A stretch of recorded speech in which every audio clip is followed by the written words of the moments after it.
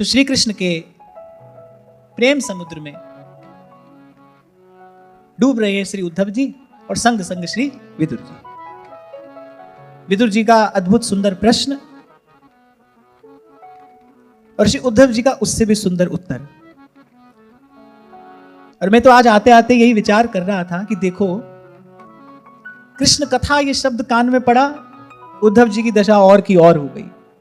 अब उद्धव जी की दशा जब और की और हुई, विदुर जी उनका दर्शन करते हुए और के और हो गए, और के और। जैसे बाबा बुल्ले शाह कहते हैं ना, हुण मैनू कौन पिछाणे, मैं हो गई होर दी होर। ऐसी दशा हो गई उद्धव जी की और ऐसी दशा हो गई विदुर जी की, और के और। मैं विचार ये कर रहा था कि देखो, हम जैसे लोग भी जो दिन रात व्यवहार में लगे हैं, मन में हजार हजार उलझने हैं, मन में हजार हजार विक्षेप हैं। आप देखो क्या महापुरुषों की महिमा है। उन महापुरुषों की चर्चा करते करते भी बोले थोड़ी देर के लिए तो हम जैसों का मन भी श्री कृष्ण के चरणों के निकट पहुंच जाता है। इसलिए आपसे बार बार कहता हूं भाई, ये जो संसार की गलियों में भटकता हुआ मन है, ये जो ठौर ठौर पे बिखरा हुआ मन है, इसको समेटकर प्रभु के चरणों में लगाने की एक ही विधि है और वह है सत्संग। साधन को हरि भजन है, कै सत्संग सहा। इस पंक्ति को ध्यान से सुनो। ध्रुवदास जी कह रहे हैं, बिखरे मन सिमटत नहीं, कीजे कौन उपाय। साधन को हरि भजन है, कै सत्संग सहाय। कह रहे हरि का भजन साधन है, पर उसमें भी सहाय कौन है? कह रहे सत्संग सहाय है। बिना सत्संग की सहायता के ना तो कोई भजन में लग सकता है और ना इस रास्ते चल सकता है।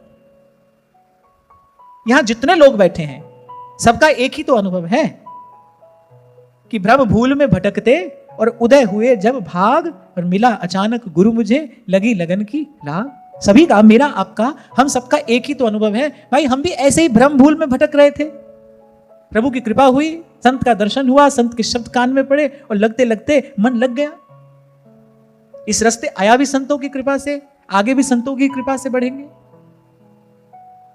और प्रत्यक्ष को प्रमाण की आवश्यकता नहीं है। कल जैसी चर्चा यहां हुई, मैं जाकर भी इस बात का विचार कर रहा था, आज आते हुए भी यही चिंतन कर रहा था कि देखो, वहां उद्धव जी की दशा और की और हो गई, फिर विदुर जी की दशा और की और हो गई, और उनकी बात कहते कहते हम भी कहां थे और थोड़ी देर के लिए तो कहां पहुंच गए।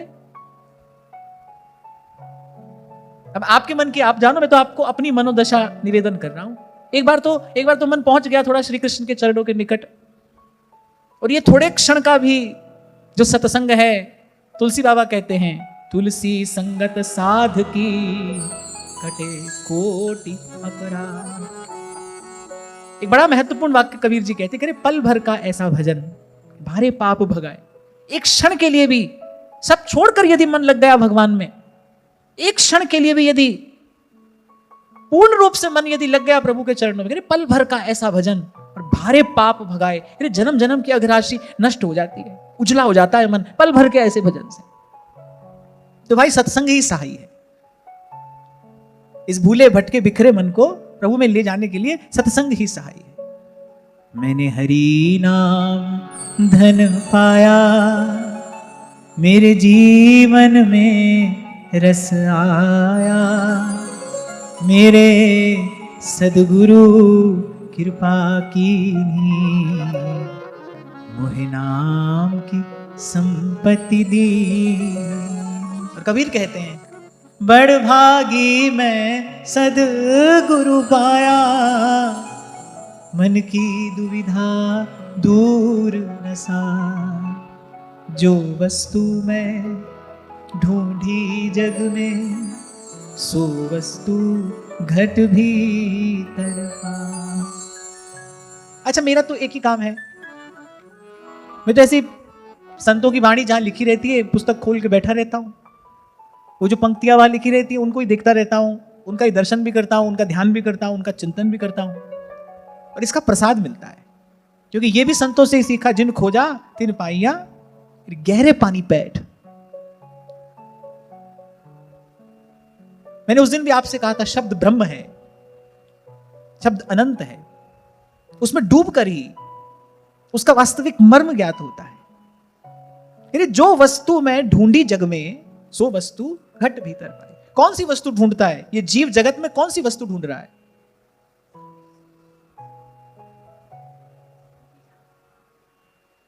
ये जो जन्म जन्म की दौड़ है किसके लिए है? ये जीव जगत में ढूंढ क्या रहा है? सुख ही तो ढूंढ रहा है। सुख चाहत हरिवंश हित, कृष्ण कल्प तरु से। कह रहे जो वस्तु में ढूंढी जग में, जन्म जन्म से ये जीवात्मा भटक रही थी उसी सुख को खोजते हुए, कह रहे सो वस्तु घट भीतर पाई। अर्थात गुरु मिला, सारी दौड़ समाप्त हो गई, सब ओर से मन सिमट कर और लग गया जहां लगना चाहिए था। बाईसा यही तो कह रही हैं, इत उत चित चले नहीं कबहू, डारी प्रेम जजी, के जाने मेरो प्रीतम प्यारो, और न जाने पी, और न जाने पी। तेरी मेरे पार निकस गया सतगुरु मारा थी, तेरी मेरे पार निकस गया सतगुरु मारा थी।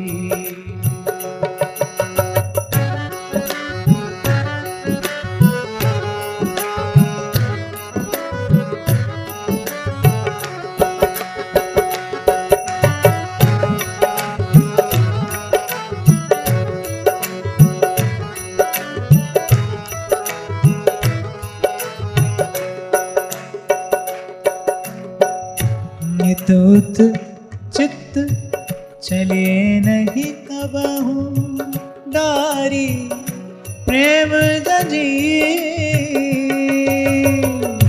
के जाने मेरो प्रीतम प्यारो, और न जाने पी, और न जाने पी। तेरी मेरे पार निकस गया सतगुरु मारा थी, तेरी मेरे पार निकस गया सतगुरु मारा थी। और सतगुरु ने तीर कौन सा मारा है? सबद बाण और अंतर लागे, बींध दिया तन सारा। सबद बाण अंतर लागे, बींध दिया तन सारा। साहिब कबीर कौन रंग रंगया, रंगो है रंग न्यारा। कबीर कहते हैं मेरे रंगरेज ने ऐसा रंग रंगाया, सब पूछते हैं कित्थों ने रंगाइया अखा, पुछ दिया सारियां, कहां से रंगाया? तो कबीर कह रहे हैं कि भाई क्या बताऊं उनको, कैसे बताऊं, बताने की बात नहीं है। कैसे कह जात गदाधर गूंगे को गुड़ स्वाद।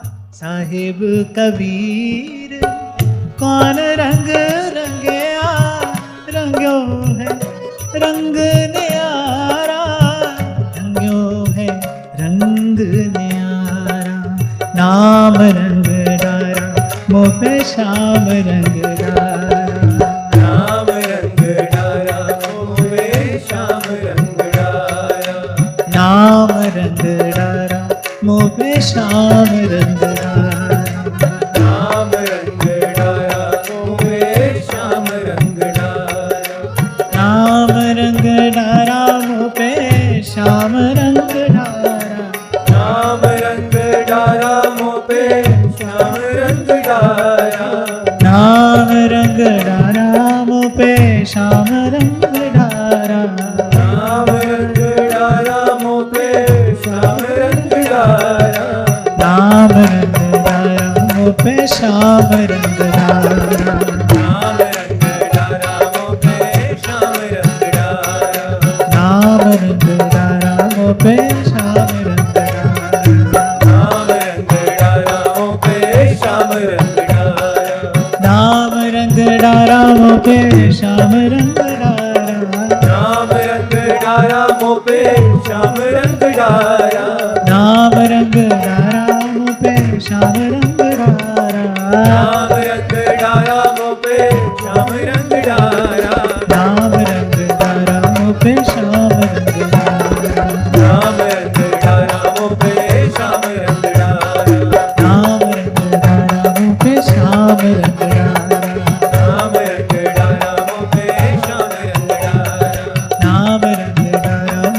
श्याम रंग डारा।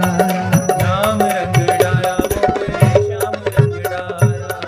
ये रहस्य है, ये जो वस्तु में ढूंढी जग में सो वस्तु घट भीतर पाई। एक ही वस्तु प्रत्येक जीव ढूंढ रहा है और वो सुख। तो दो बात यहां स्पष्ट हो जाती है, जहां ढूंढ रहे हो वहां नहीं है,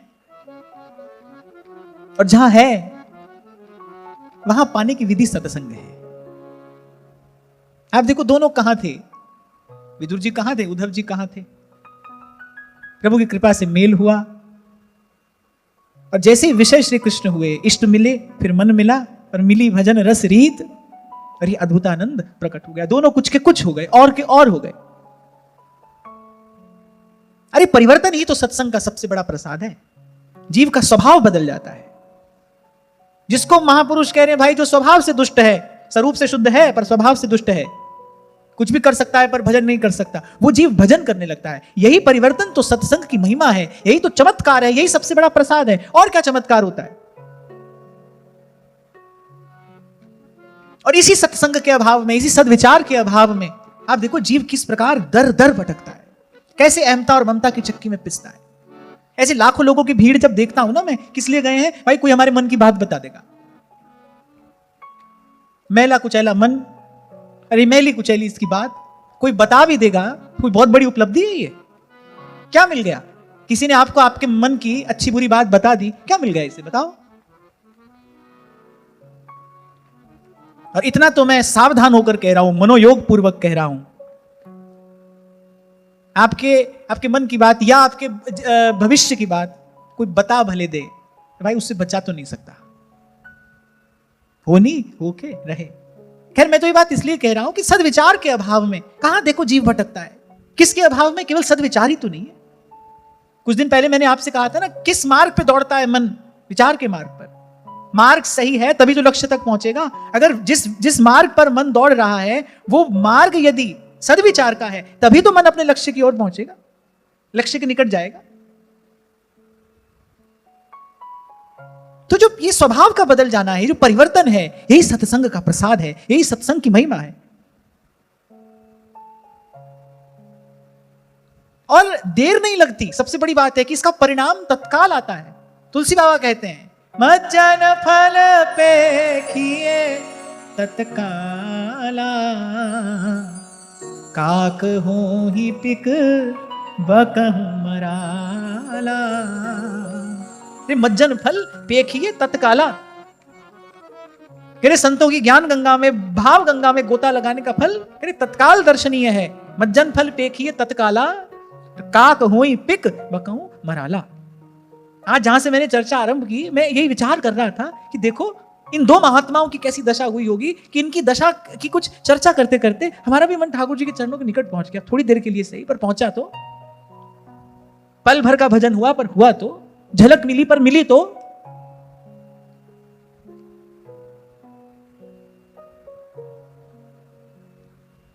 तो श्री कृष्ण की रूप माधुरी में, उनकी लीला माधुरी में छके हुए उद्धव जी कभी विदुर जी को देखते हैं, और कभी मन में उमड़ते घुमड़ते उस आनंद के कारण उनके नेत्र मुद जाते हैं। कभी कुछ कहते हैं, कभी रुक जाते हैं, कभी रोने लगते हैं, कभी हंसने लगते हैं।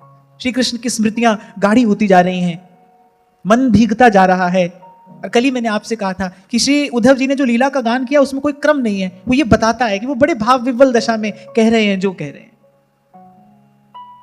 तो उद्धव जी सुना रहे हैं कि किस प्रकार उस युद्ध क्षेत्र में शत्रु पक्ष के भी जो वीर थे वो कैसे एक तक श्री कृष्ण की रूप माधुरी का पान कर रहे थे, और उसी रूप माधुरी का पान करते करते उन्होंने अपने प्राण त्यागे, और वो उस परम गति के अधिकारी हुए जिसकी स्पृहा, जिसकी याचना बड़े बड़े योगी जन किया करते हैं।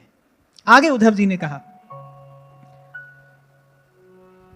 स्वयं त्वसाम्यातिशयास्त्रधीश स्वराज्य लक्ष्म्याप्त समस्त कामः बलिंहरद्भिश्चिरलोकपालैः किरीट कोट्येडित पादपीठ। कहा वो तीनों लोकों के एकमात्र अधीश्वर हैं। कहा जब उनके समान कोई नहीं है तो उनसे अधिक तो कोई हो ही कैसे सकता है। और कैसा उनका ऐश्वर्य है, श्री कृष्ण का ऐश्वर्य क्या है। अरे इंद्रादि असंख्य लोकपाल, अनेक अनेक प्रकार की दिव्य भेंटें लाकर उनके सन्मुख रखते हैं। और उनके पास अधिकार कितना है? केवल इतना कि श्री कृष्ण के उस दिव्य सिंहासन के सन्मुख जो पादपीठ रखी रहती है, चरण पादुका रखने की जो चौकी सिंहासन के सन्मुख विराजमान होती है, इंद्र आदि केवल अपने मुकुट के अग्रभाग से उस पादपीठ का स्पर्श कर सकते हैं। बस इतना ही उनका अधिकार है। ऐसे आपकी भाषा में कहें तो प्रोटोकॉल, बस इतना ही उनका अधिकार है। वो अपने मुकुट के अग्रभाग से, माने मुकुट की जो नोक होती है, वो मुकुट की नोक से केवल श्री कृष्ण के पादत्राण चरण पादुका जिस चौकी पर रखी रहती है, बस अपने मुकुट के अग्रभाग से उस चौकी का स्पर्श कर सकते हैं, बस इतना। अब यहां तो हमको अपने आप को सौभाग्यशाली मानना पड़ेगा। व्यास जी ने तभी कहा, जो रज शिव सन कादिक दुर्लभ, सोरज शीस चढ़ाऊं किशोरी तोरे चरणन की रज पाऊं, किशोरी तोरे चरणन की रज पाऊं। फिर वो भगवान, फिर अगला श्लोक सुनिए, तत्तस्य कैंकर्यवलंभृतान्नो विग्लापयत्यंग यदुग्रसेनम तिष्ठन्निषण्णं परमेष्ठिधिष्णये न्यबोधयद्देव निधारयेत्। अरे वही श्री कृष्ण, उद्धव जी को याद आ रहा है, अरे वही श्री कृष्ण जब राजसभा में महाराजा उग्रसेन के सिंहासन के सामने हाथ जोड़कर खड़े हो जाया करते थे और उग्रसेन से ये कहा करते थे, बोले देव हमारी प्रार्थना सुनिए, हमारी प्रार्थना पर भी विचार करिए। कह रहा वो श्री कृष्ण का शील, वो श्री कृष्ण का स्वभाव जब स्मरण आता है तो हृदय व्यथित हो जाता है, व्याकुल हो जाता है। तीनों लोकों के स्वामी, ये भगवान का स्वभाव है जिस पर भक्त न्यौछावर है। मृदुता, दयालुता और कृपालुता की राशि, इस पर तुलसी बाबा न्यौछावर होकर कहते हैं, तुलसी कहूं ना राम से साहिब सील निधान। जो आज आरंभ में मैंने आपसे कहा कि जब तक इस स्वभाव का ज्ञान नहीं होगा तब तक मन सब छोड़कर भजन में नहीं लगेगा, और स्वभाव का ज्ञान होगा जब भाव से प्रभु के निकट पहुंचेगा। और साधु संगत बिना भाव नहीं उपजे। सब प्रश्नों का उत्तर एक ही है।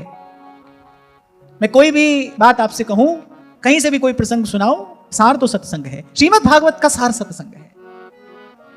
और कल आपको स्मरण हो, नहीं तो मैं आपको स्मरण दिला दूं, मैंने आपसे कहा था कि कब तक ये प्रयास हमको कब तक करना है? जब तक बुद्धि सत्संग में पूर्ण रूपेण रम नहीं जाए, जब तक सत्संग हमारा स्वभाव ना बन जाए। अब देखो, विदुर जी का स्वभाव है सत्संग, उद्धव जी का स्वभाव है सत्संग। मिले तो कोई और बात है ही नहीं, कोई और वृत्ति, कोई और चेष्टा है ही नहीं। दोनों के मन में एक ही इच्छा है कि कुछ श्री कृष्ण की चर्चा हो, कुछ श्री कृष्ण की वार्ता हो। अच्छा, ऐसा स्वभाव जब हो जाए, जैसे ध्रुवदास जी ने सिद्धांत विचार में कहा, जड़ नीके गए फिर कछु चिंता नहीं। जड़ नीके गए तब कछु चिंता नहीं। पर अभी तो पौधा छोटा है, अभी तो उसको संभाल की आवश्यकता है। इसीलिए सत्संग की बाढ़ दृढ़ करके गए।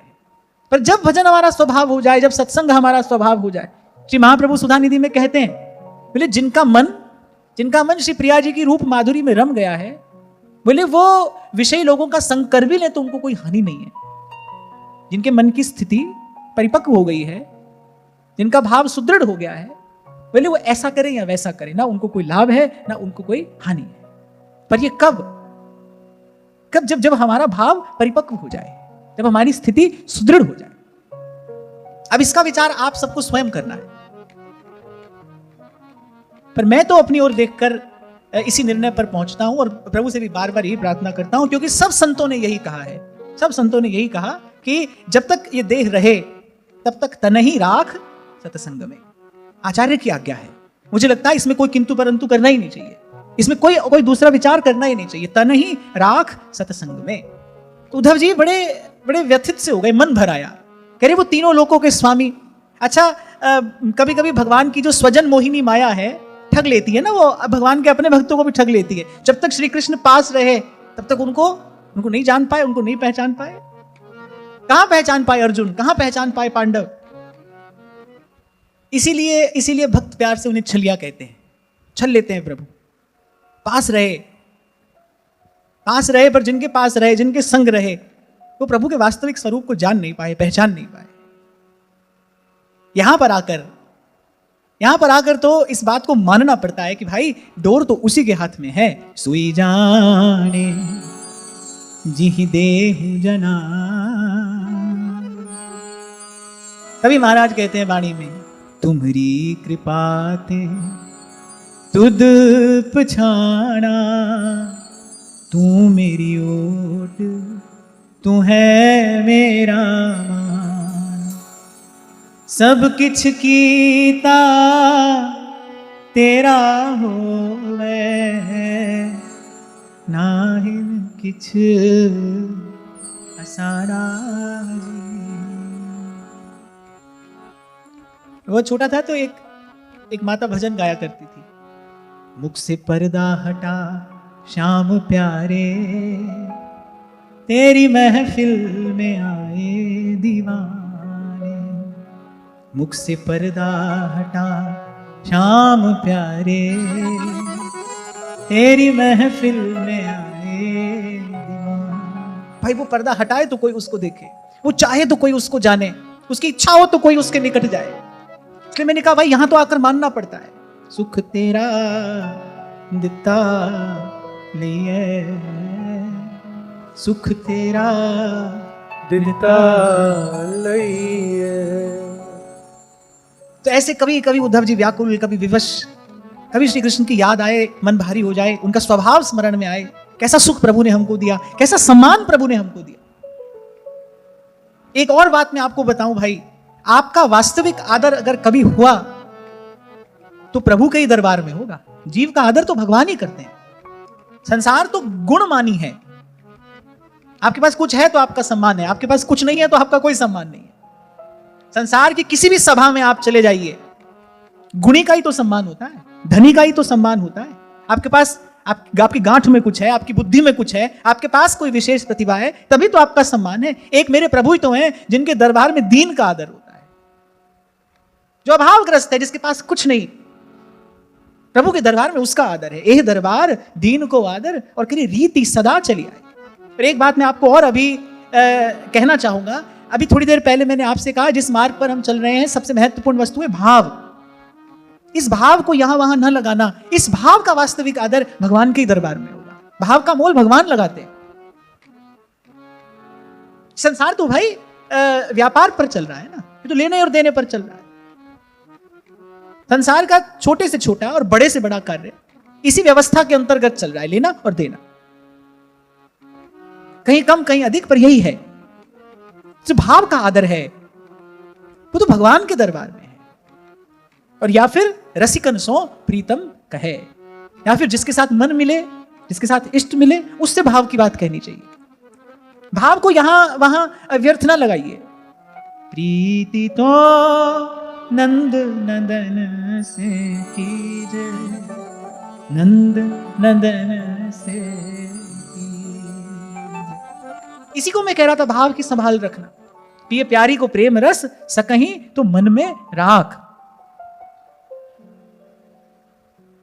थोड़ा चतुर सयाना तो आपको होना पड़ेगा। कौन सी वस्तु कहां लगानी है, इतना ज्ञान तो आपको होना चाहिए। यह जीवन जीने की कला तो आपको आनी चाहिए। कौन सी वस्तु कहां लगानी है। तो ऐसे रोम रोम में भर गई श्री कृष्ण की स्मृति। जब याद मोहन की आती है, एक अजब नजारा होता है। आंखों में आंसू होते हैं, दिल दर्द का मारा रोता है।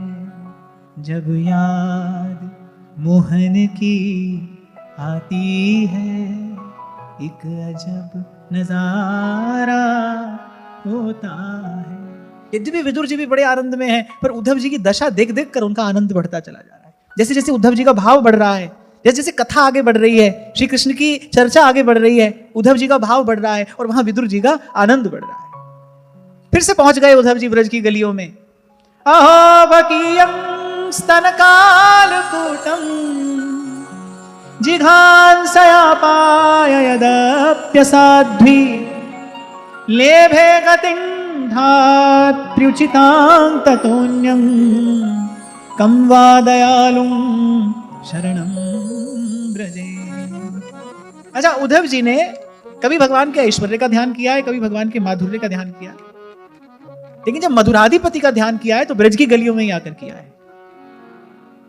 सो हरि वंश समेत संपूर्ण और प्रेमी अनन्यन को सुखदाई।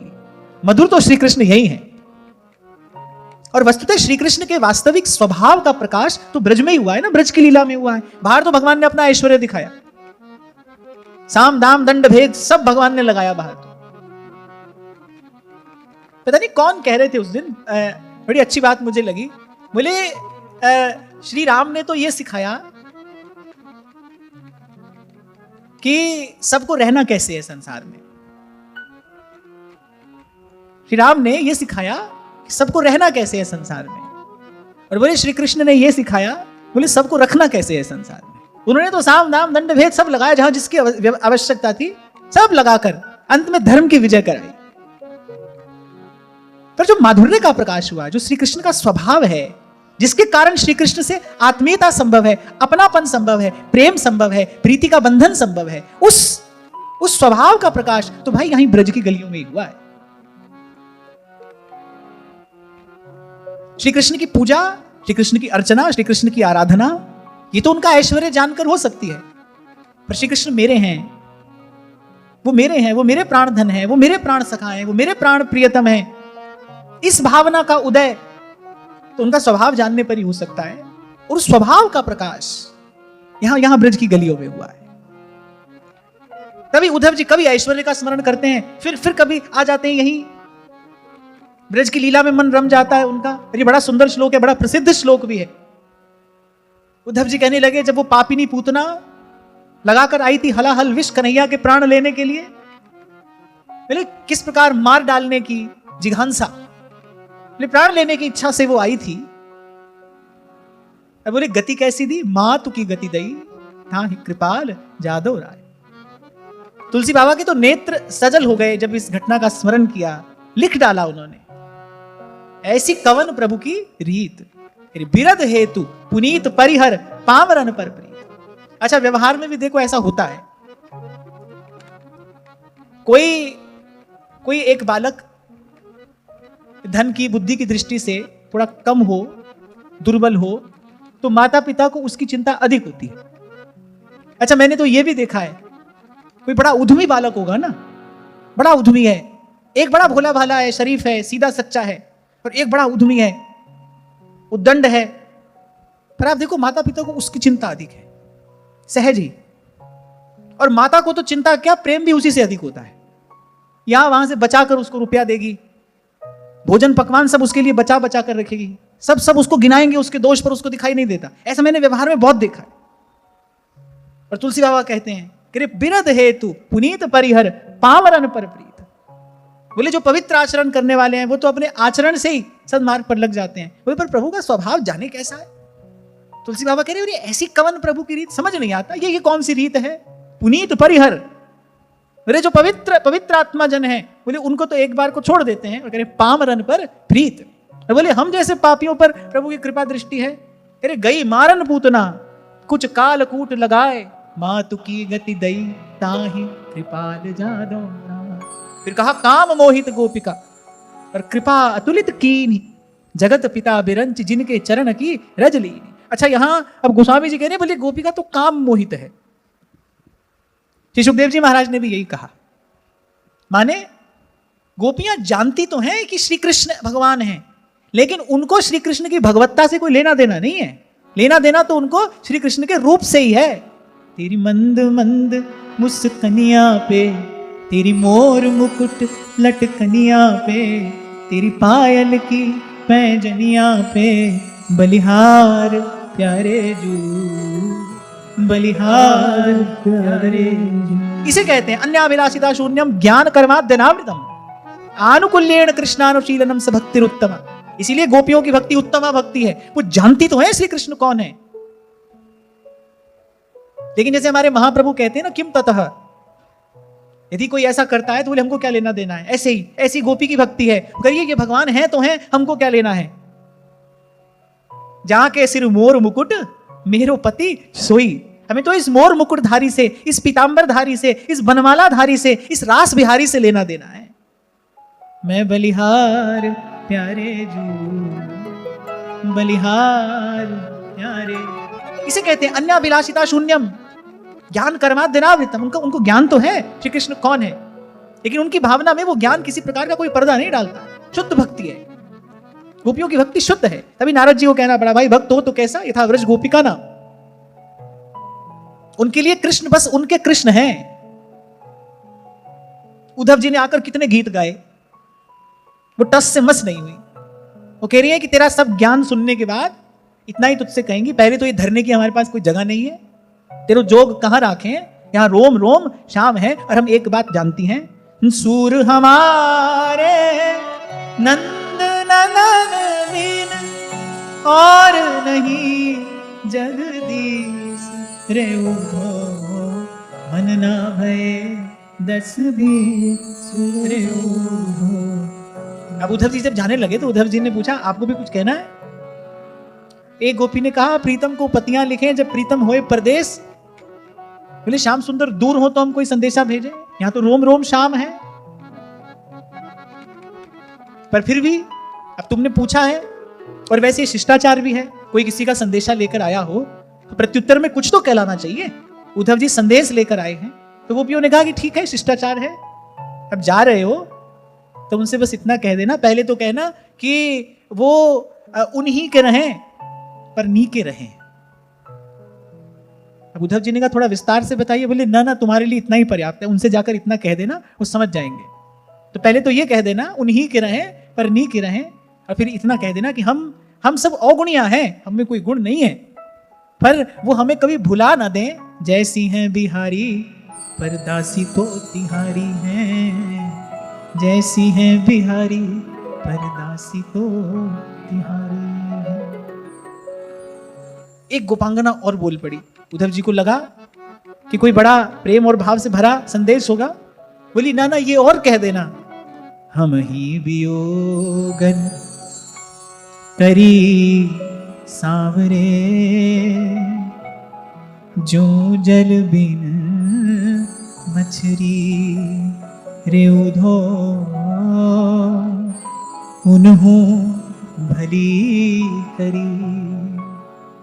आवन को मग जो निस दिन रटत जो हरी हरी रे उधो उन्हों भली करी। तो कहने का तात्पर्य यह है कि कैसी दृढ़ भावना है उनकी। कोई साधारण चर्चा करने के लिए श्री उद्धव जी जैसा परम भागवत नहीं आया था, पर वो टस से मस नहीं हुई। इसलिए गोपियों की भक्ति शुद्धा भक्ति है, उत्तमा भक्ति है, और कोई अभिलाषा नहीं। इतना ही संदेशा देकर भेजा, वो जहां रहें बस अच्छे से रहें, सुखी रहें। एक गोपी ने ऐसे कह दिया धीरे से कि हाँ, अब हम गंवार गोपांगनाएं उनको क्यों सुहाएंगी, अब तो वो मथुरा की नागरियों के संग क्रीड़ा करेंगे, पर उन्हीं के रहें पर नी के रहें। वो जहां रहें बस अच्छे से रहें, सुखी रहें, क्योंकि हम तो बिना मोल की दासी हैं। सुरतनाथ ते अशुल्क दासिका। हाँ उद्धव, हम तो बिना मोल की दासी हैं। हमें स्वीकार करें न करें, हमारी ओर देखें न देखें, हम तो उन्हीं की हैं। जैसी हैं बिहारी पर दासी तो।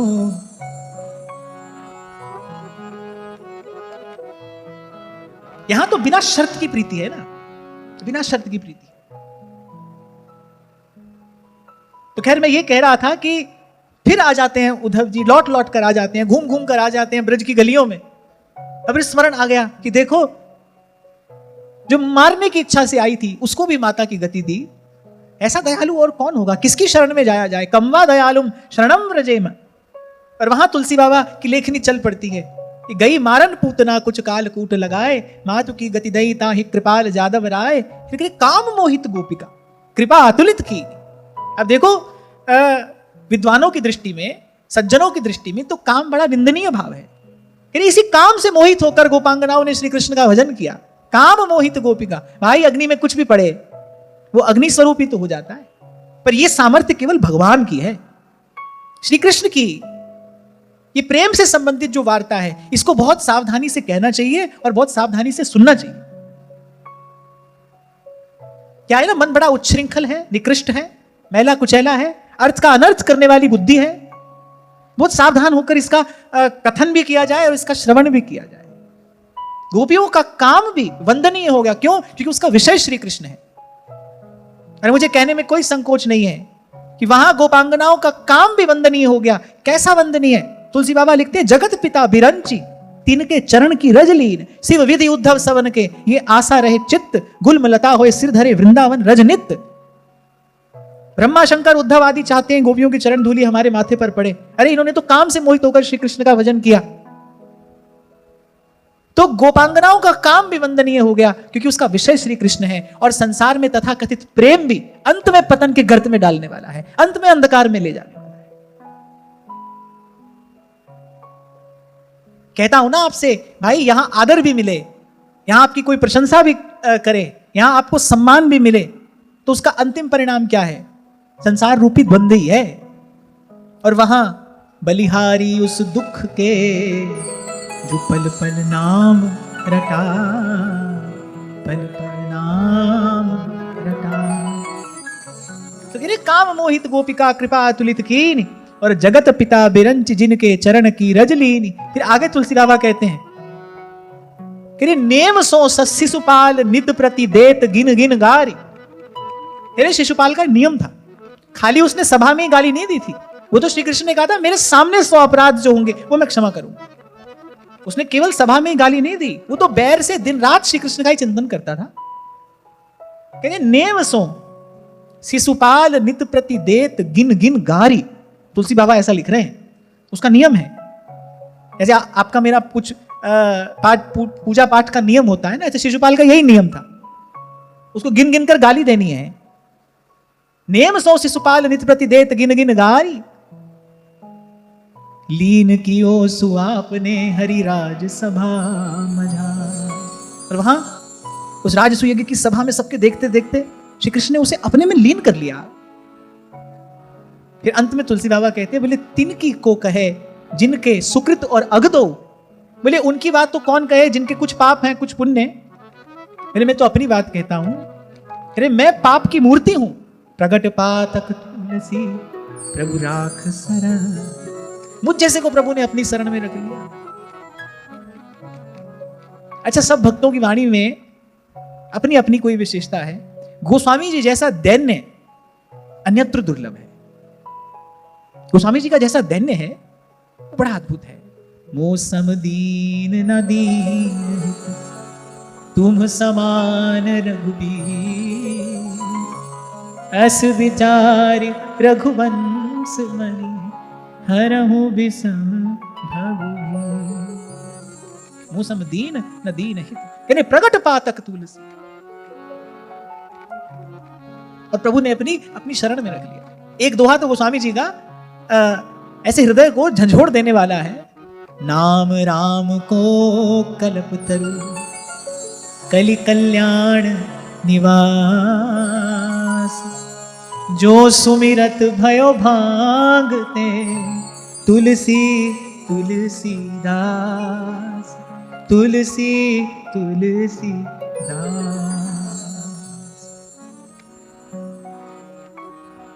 तो इस प्रकार श्री कृष्ण की अनेक अनेक लीलाओं का स्मरण करते करते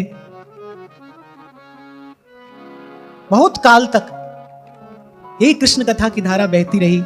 पर यहां एक बात बड़ी सुंदर है, दर्शनीय है, चिंतनीय है। श्री उद्धव जी ने इस कृष्ण कथा को विराम कहां दिया? जैसे मैंने आपसे कहा, श्री कृष्ण कभी द्वारिका के महलों की बात, उद्धव जी कभी द्वारिका के महलों की बात करते हैं, कभी ब्रज की गलियों में पहुंच जाते हैं, कभी उन्हें मथुरा का वो राजभवन स्मरण हो आता है, कभी युधिष्ठिर महाराज की उस राजसूय यज्ञ की सभा का वो चिंतन करने लगते हैं, स्मरण करने लगते हैं। पर इस कृष्ण कथा का विराम कहां हुआ? उद्धव जी की वाणी में होने वाली इस श्री कृष्ण कथा का विराम कहां हुआ? रासलीला। अनेक अनेक लीलाएं श्री उद्धव जी ने कही, पर जहां पर आकर वाणी उस रस में समाहित हो गई। वो लीला कौन सी है?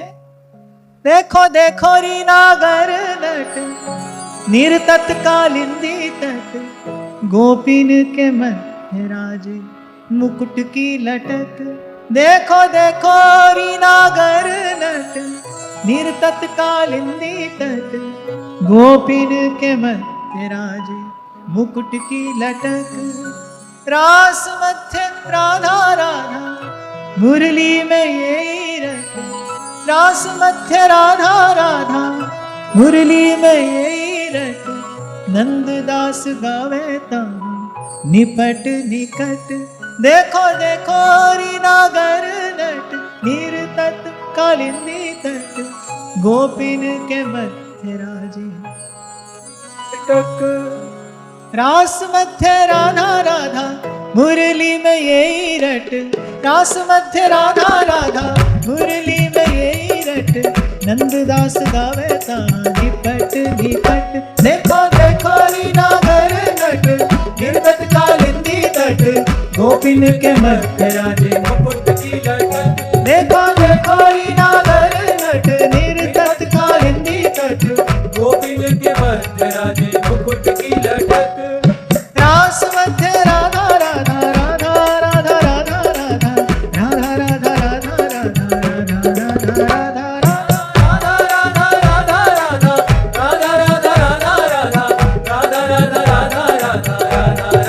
राधा। श्री कृष्ण के समग्र ऐश्वर्य और माधुर्य का उद्गम भी यहीं से है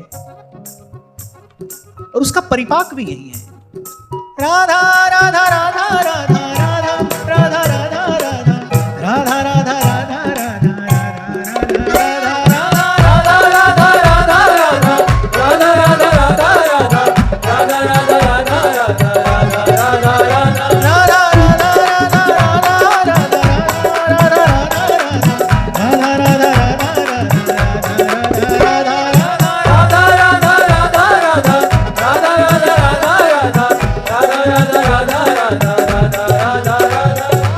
देखो कहीं दर्शन हुआ है, कहीं दरस हुआ है, कहीं परस हुआ है, कहीं दर्शन हुआ है। किसी लीला में चितवन की महिमा है, किसी लीला में श्री कृष्ण की बोलन की महिमा है। तो कहीं हसन है, कहीं बोलन है, पर आत्मा का परमात्मा से मिलन तो यहीं पर हुआ है। राधा राधा राधा राधा राधा राधा राधा राधा राधा राधा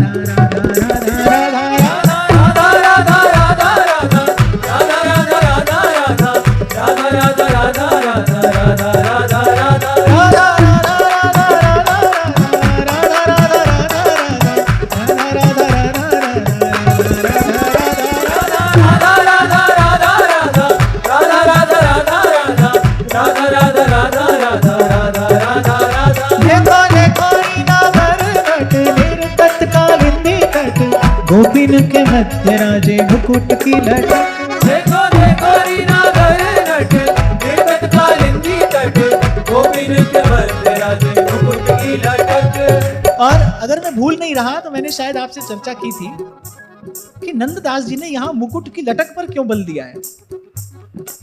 अच्छा, लीला तो गा रहे हैं श्री कृष्ण की। देखो देखो री नागर नट निर्तत कालिंदी तट गोपिन के मध्य। अब देखो ये रसिकों की बोलन है।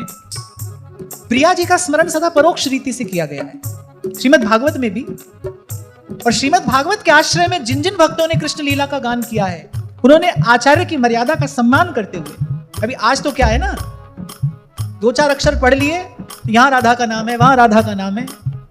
अरे अगर भगवान वेदव्यास ने उसे गुप्त रखा है तो उनकी उस भावना का आदर किया जाना चाहिए। आपको अनुभव हो रहा है तो आप सौभाग्यशाली हो, आप भीतर भीतर उसका आनंद लो। पंडिताई दिखाने के लिए तो है नहीं ये विषय। तो जिन जिन भक्तों ने श्रीमद् भागवत के आश्रय में श्री कृष्ण लीला का गान किया है उन्होंने प्रिया जी का प्रथम स्मरण जो किया है वो परोक्ष रीति से किया। यहाँ नंददास जी ने जो कहा ना मुकुट की लटक, क्योंकि श्री रासलीला की अधिष्ठात्री श्री प्रिया जी हैं, तो कह रहे हैं कि नंद नंदन नृत्य कर रहे हैं गोपांगनाओं के मध्य। देखो देखो री नागर नट निर्तत कालिंदी तट पर गोपिन के मध्य। कह रहे राजे शोभा किसकी हो रही है? कह रहे मुकुट की लटक। और मुकुट की लटक कहाँ है? सुरंग पाग और लटक रही बाम भाग। बोले यहां देखो, यहां 2 बात कही जा रही है। एक, अनंत कोटि ब्रह्मांड नायक का ऐश्वर्य यहां पर आकर झुक गया है। इस प्रेम की गली में प्रभु ने अपने ऐश्वर्य को झुका दिया है। और दूसरा झुका कहां है? रास मध्य राधा राधा राधा राधा राधा राधा राधा राधा राधा।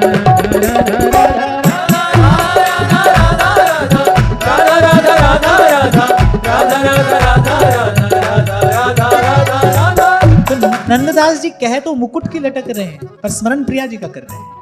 ऐसी स्मरण किया जाता है प्रिया जी का, इसी रीति से। ये गरिमा है, ये गरिमा है। इसी गरिमा से प्रिया जी का स्मरण किया जाना चाहिए। हर्षित हो रहे नंददास, देखत मधुकर केली। श्री महाप्रभु जी कह रहे हैं जय श्री हित हरिवंश रसिक सचु पावत, देखत मधुकर केली। हर्षित हो रहे हैं, पर कह रहे भाई ये महिमा किसकी है? रास मध्य राधा राधा मुरली में यही रट, रास मध्य राधा राधा मुरली में यही रट। रटन किसको कहते हैं? एक ही बात को जो बार बार कहा जाए, कोई और बात कोई करे ही नहीं, फिर एक ही बात रट रहे हैं। फिर ऐसे लाल जी बस एक ही नाम रटते हैं, रास मध्य राधा राधा मुरली में यही रट, रास मध्य राधा राधा मुरली में यही रट। नंददास गावे कहानी पट निपट, देखो नीर तत्कालिंदी कट, गोपिन के मध्य राधे मुकुट की लटक। देखो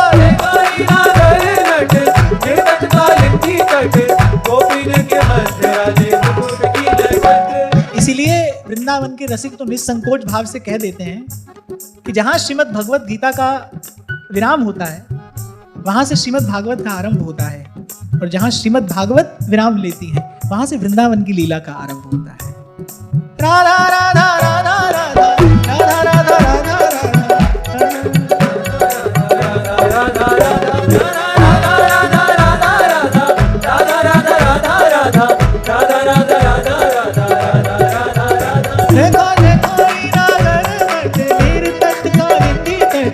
गोपिन के मध्य राजे मुकुट की लटक।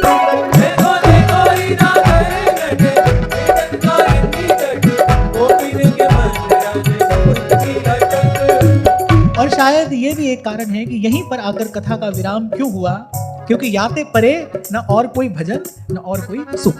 रासलीला ही तो है जहां पर आकर भाव शुद्ध होता है, पूर्ण होता है, उसका परिपाक हो जाता है, उसकी सिद्धि हो जाती है। भाव की सिद्धि क्या है? जिसके प्रति आपका भाव है वो आपका भाव स्वीकार कर ले, यही भाव की सिद्धि है।